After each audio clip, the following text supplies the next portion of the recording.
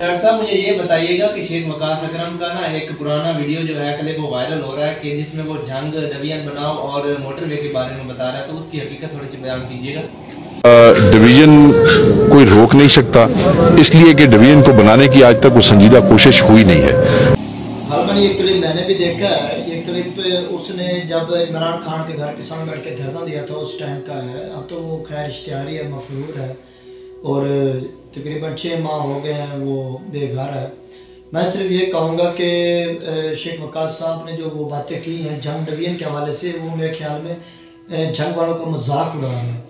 वो इसलिए क्योंकि जंग में 15 साल इनकी हुकूमत रही है। एक बात उसने खुद तस्लीम की है जिस पे मैं उसको अप्रिशिएट भी करता हूँ कि उसने कहा है कि जब सियासतदान निचोर होते हैं, वो संजीदा होते हैं, वो चाहते हैं तब जाके जंग डिवीजन बनता है, ऐसा नहीं बन जाता। तो बात उनकी तो ठीक है जी।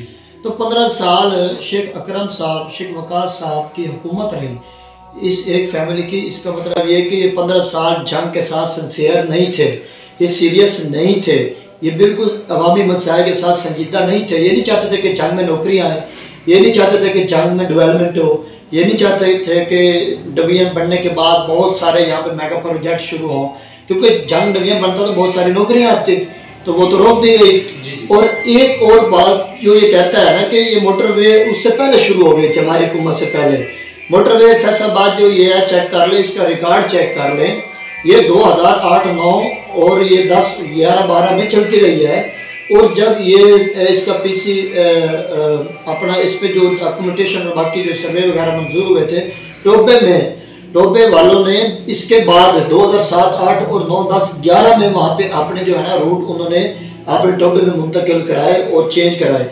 तो अगर टोबे वाले करा सकते हैं तो ये जंग में उस वक्त शेख वकास अकरम की हुकूमत थी, इसने रूट क्यों नहीं अपना चेंज कराया। चलो हम लगा लेते हैं कि उससे पहले ये मंजूर हो चुकी थी, हम मान लेते हैं, लेकिन उसमें जो रूट है वो वक्त के साथ साथ तब्दील होते रहे हैं, उनमें अपडेट्स होती रही हैं, तो ये क्यों नहीं करा सका। तो यहाँ पे वो अपनी न्यायाली, अपने वालिद साहब की न्यायाली को वो खुद बयान कर रहा है कि बेसिकली हम लोग न्यायाल सियासतदान है और हम लोग जंग के साथ संजीदा नहीं है, तो इसलिए हम जंग डिवीजन भी मतलब जो है नहीं बना सके और मोटरवे भी नहीं ला सके। तो मैं बस जंग के वक्त से ये अपील करना चाहता हूँ कि खुदा अब ये पार्टी बाजी से निकल गया, चीज से निकल के ये चीज देखे कि एक सियासतदान जिसने 15 साल जिसके घर वालों ने हुकूमत किया, जिसके अबू ने हुकूमत की है, लेकिन उन लोगों ने जंग के साथ जो किया वो खुद अब तस्लीम कर रहे हैं। तो इस दफा ये ना सोचे कि वो पीटीआई से जिस तरफ से भी है चोर चोर होता है और वो चोरी करने से बाज नहीं आता। जिसने हमारे 15 साल में हकूक गजब किए हैं वो अब भी हकूक हमें नहीं दिलाएगा, वो जंग डिवीजन के लिए अब भी काम नहीं करेगा, वो मोटरवे के लिए अब भी कुछ नहीं करेगा। तो खुदारा जंग के अवाम से ये अपील है, इस दफा इलेक्शन सर पे है, इलेक्शन अब 8 फरवरी को हो या इसके बाद हो, लेकिन ये जो बातें तस्लीम खुद सियासतदान कर रहे हैं इनको कम से कम वोट देने से जरूर परहेज करें, नहीं तो कल यही लोग आपके वोट को बेचकर फिर आप लोग जूता भी आप होगा, सर भी आप होगा, और फिर ये कहेंगे कि हाँ भाई पुत्र जाओ फिर अपना काम धंधा खुद करा ला। क्योंकि बदजुबान तो ये है, ये जंग के साथ गद्दारी भी करते हैं, मुनाफकत भी करते हैं। जहाँ पे क्रिमिनल है, अभी एक दहशतगर्दी का पर्चा उसके ऊपर है, फरार है। बस यही कहना चाहता हूँ, जंग वालों सुधर जाओ और आप लोग वो नौजवान हैं, आप लोग वो क़यादत हैं, आप लोग जिसको चुनते हैं उसको पूरे पाकिस्तान में इज्जत दी जाती है।